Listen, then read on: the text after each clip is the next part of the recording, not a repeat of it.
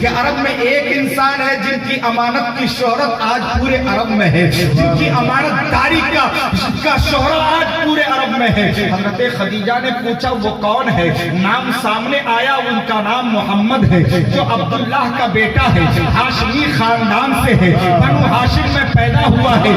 آپ کا انتقال تو پیدائش سے پہلے ہو گیا، ماں بھی گزر چکی ہے، عبد المطلب دادا کی کفالت میں ہے۔ اللہ اکبر، وہ نوجوان ہے جو امانت دار ہے۔ عرب والے اپنی اپنی امانتیں ان کے پاس جا کر رکھتے ہیں۔ مصطفیٰ کی زندگی کے اس گوشے کو دیکھو دیوانو، ایک زندگی کا وہ گوشہ جو بڑا حسین ہوتا ہے، جس گوشے کا نام امانت ہے۔ آج اگر نوجوانوں کے اندر امانت داری آ جائے تو قسم خدا کی مصطفیٰ کے اس سیرت پر عمل ہو جائے، مصطفیٰ کے اس طریقے پر عمل ہو جائے کہ عرب والے جو کچھ لا کر نبی کے پاس رکھتے، وہی چیز مصطفیٰ اسے جتنے دنوں بعد لینے آتا لوٹا دیا کرتے تھے۔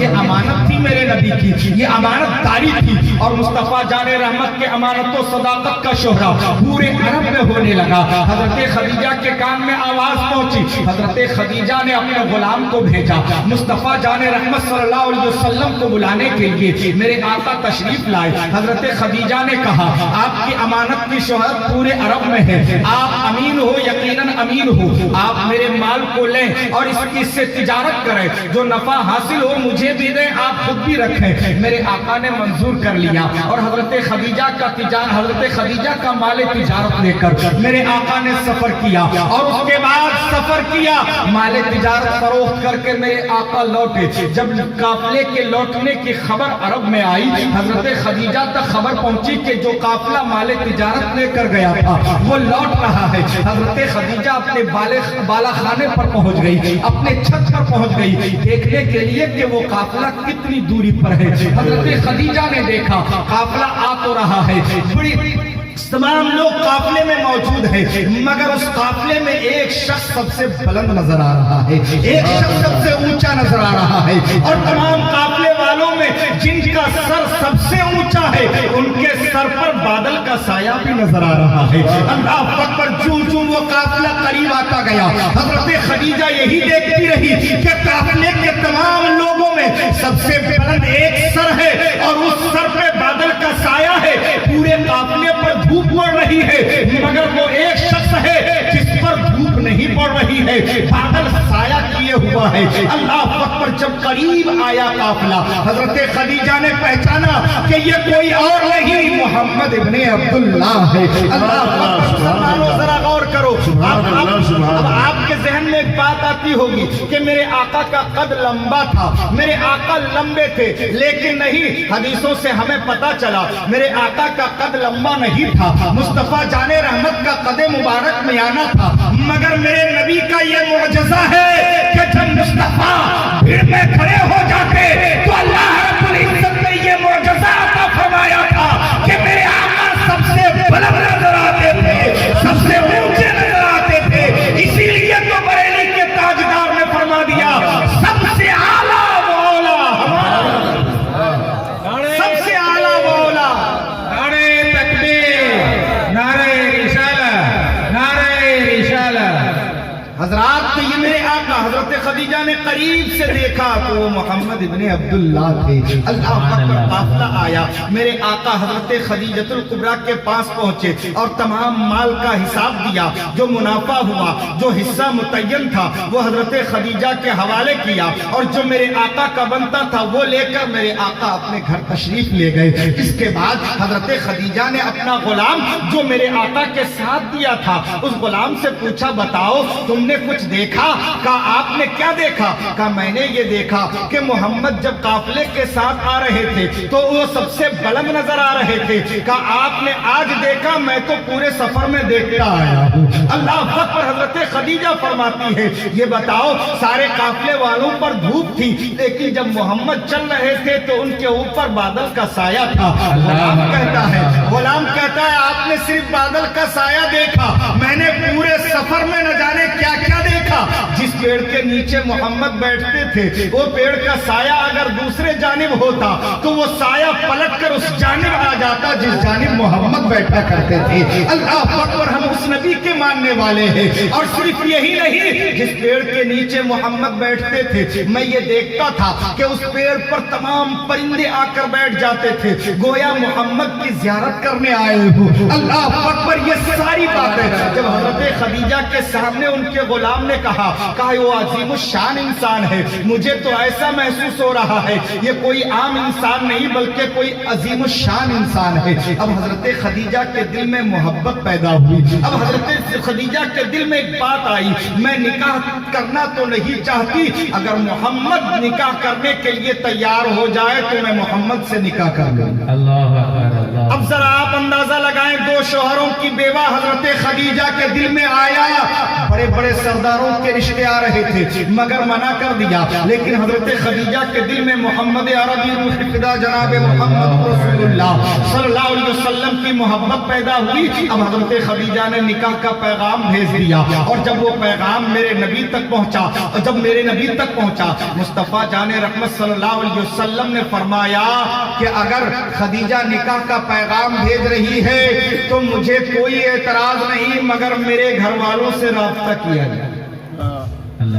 जरा सोचें, दो शोहरों की बेवा है औरत। आज मुआशरे में कोई खातून बेवा हो जाए तो उससे कोई निकाह के लिए जल्दी तैयार ना हो, लेकिन मेरे नबी की जिंदगी को देखो। ए मुस्तफा जाने रहमत के गुलामों, मेरे आका की उम्र शरीफ 25 बरस की है और हजरत खदीजा 40 साल की है। जब निकाह का पैगाम मेरे नबी के पास पहुंचता है तो नबी ने ये नहीं फरमाया मेरी उम्र 25 साल है, खदीजा 40 साल की है, मैं कैसे उनसे निकाह कर लूं। आज अगर हमारे मुआशरे में किसी और कोई लड़की ज्यादा उम्र की हो जाती है तो उनकी शादी में दिक्कतें आती है, उनकी शादी में न जाने कैसी कैसी बातें आना शुरू हो जाती है कि उम्र ज्यादा है, हम अपने बच्चे से उनका निकाह कैसे कर लें। लेकिन मेरे नबी ने अपने ज़ाते अक़दस से ये पैगाम दिया था कि निकाह करने के लिए उम्र ना देखना, बल्कि औरत ऐसी देख लेना जो इफ़्फ़त मआब हो, जो इस्मतदार हो, जो औरत नेक साले हो। उम्र मत देखना बल्कि उससे निकाह करके तुम नबी की सुन्नत को अदा कर लेना। अल्लाह अकबर, मेरे नबी ने फरमाया मुझे कोई एतराज नहीं, मेरे घर वालों से राब्ता किया जाए। और जब घर के बड़ों से पूछा गया कि खदीजा ने अपने निकाह का पैगाम मोहम्मद के लिए भेजा है तो घर वाले भी इतने शरीफ कहने लगे अगर मोहम्मद को पसंद है तो हमें कोई एतराज नहीं, अगर मोहम्मद को पसंद है तो हमें कोई एतराज नहीं। जब दोनों तरफ से मामला बन गया तो मेरे आका जनाब मोहम्मद रसूलुल्लाह सल्लल्लाहु अलैहि वसल्लम का निकाह हजरत खदीजतुल कुबरा से हुआ जो 40 साल की उम्र पर थी और मेरे आका की उम्र शरीफ 25 बरस थी। और जब हजरत खदीजा से निकाह हुआ, बेशुमार दौलत लेकर हजरत खदीजा आई और जब दौलत लेकर आई तो नबी करीम जनाब मोहम्मद रसूलुल्लाह सल्लल्लाहु अलैहि वसल्लम के कदमों में लाकर तमाम दौलतों को ढेल देती है और कहती है मेरे सरताज ये दौलत सारी मेरी थी, इसकी मालिका मैं थी और इसके देख रेख की जिम्मेदारी मेरी थी, मगर अब चूंकि मैं आपके निकाह में आ चुकी हूँ, आप मेरे सरताज हैं, आप मेरे खाविंद हैं, तो ये माल ये दौलत सब कुछ आपका है, मैं आपके हवाले करती हूँ। अब आप इस माल के मालिक हो, जो चाहो करो। जरा गौर करो, हम और आप में से होते तो उस माल को समेट कर बड़े अच्छे तरीके से रख देते और कहते बड़ा अच्छा हुआ इतना सारा माल आ गया। और आज हालात ये भी है कि मालदारों के घरों को ज्यादा झांका जाता है, मालदार घरों में रिश्ते पहुंचाए जाते हैं। माँ बाप की नीयत ये होती है कि मेरे बच्चे का रिश्ता वहां लगे जहाँ से ढेरों दौलत आ जाए, जहाँ से गाड़ी भी मिले, कार भी मिले, जहाँ से जहेज के अंबार आ जाए, जो औरत ज्यादा लेकर आए उसी से रिश्ता किया जाए। लेकिन आओ मुस्तफा जाने रहमत के दीवानों, नबी करीम जनाब मोहम्मद रसूलुल्लाह सल्लल्लाहु अलैहि वसल्लम की जिंदगी को देखो। मुस्तफा के पास हजरत खदीजा बेशुमार दौलत लेकर आई और तमाम बीवियों को ये पैगाम दे रही है खदीजा कि बीवियों देखो, जब मैंने मोहम्मद अरबी से निकाह किया दौलत मेरे पास थी और इतनी दौलत थी कि अरब के लोग उस दौलत को पाने के लिए न जाने कितने लोग निकाह का पैगाम भेजे, मगर मैंने तमाम लोगों के निकाह के पैगाम को रिजेक्ट किया।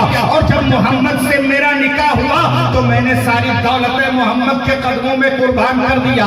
मगर कुर्बान जाओ नबी गैब की फिरासत पर मुस्तफा जाने रहमत आने वाले जमाने को भी देख रहे थे। मुस्तफा जाने रहमत की नजर हाल पर भी है, मुस्तकबिल पे है और माजी पर भी है, तमाम जमानों पर नजर मुस्तफा की है। मुस्तफा ये देख रहे थे अगर इस माल को मैं बचा लूं तो आने वाले जमाने में कुछ फित्तीन ऐसे भी होंगे जो ये कहने से दरेव नहीं करेंगे कि मोहम्मद ने माल की लालच में निकाह किया था। नबी ने वो सारी दौलत जो खदीजा लेकर आई थी, एक दिन न गुजरा अरब की जमीन पर गरीबों, फकीरों, यतीमों, मिस्किनों में बांट दिया। मेरे नबी ने अपने पास कुछ न रखा, सब खत्म कर दिया। नारे तकबीर, नारे तकबीर, नारे रिसालत, नारे रिसालत। मुस्तफा जाने रहमत की जिंदगी चलती रही, सब खत्म कर दिया, सब दौलत बांट दिया। और जब सब फकीरों को, गरीबों को, यतीमों को, मिस्किनों को दे दिया, हजरत खदीजा देख भी रही थी कि ये दौलत मैंने इनको मालिक बना दिया, ये तो सब बांट दिया। आज अगर हम में से कोई होता तो फौरन औरत खड़ी हो जाती और कहती क्या कर रहे हो, ये दौलत मैं अपने मैके से लाई हूं, तुम बांटने वाले कौन हो? मालिक बना दिया तो तुम बहुत बड़े हो गए और तुमने बांटना शुरू कर दी। मालिक बना दिया तो इसका मतलब ये नहीं कि तुम सब लुटा दो, लेकिन कसम खुदा की तारीख गवाह है, हजरत खदीजा की जबान पर एक लफ्ज ना आए, फरमाती है खदीजा आप मालिक हैं, जो चाहे करें, जिसको चाहे दे दे। अल्लाह अल्लाह, जरा गौर करो, आज भी बीवियां हमारे दरमियान हैं, शोहरों को साथ क्या सलूक होता है वो भी जमाना देख रही है, माशरे के हालात आपको भी मालूम है। लेकिन आओ नबी के गुलामों, मुस्तफा जाने रहमत की मुकम्मल जिंदगी को देखो। और जब अरब की जमीन पर मुस्तफा जाने रहमत ने नबूवत और रिसालत का ऐलान किया तो साथ ही साथ दादो दहिश्त का भी चारों तरफ मामला फैला हुआ था। चारों जानिब ये शोहरत थी कि मोहम्मद इब्ने अब्दुल्लाह एक ऐसे शख्स है जिनके दरवाजे पर कोई भी जाता खाली हाथ नहीं लौटता, कोई साइल छिड़का नहीं जाता, किसी साइल को खाली हाथ रवाना नहीं करते। अल्लाह अकबर, दूर एक कबीले में एक खातून थी जो बेवा थी, उनका एक बच्चा था, जो एक बच्चा था, बाप के इंतकाल के बाद बच्चा भी बेसहारा था और वो खातून भी बेसहारा थी, कोई कमाने वाला नहीं था। वो खातून जैसे तैसे अपनी जिंदगी गुजार रही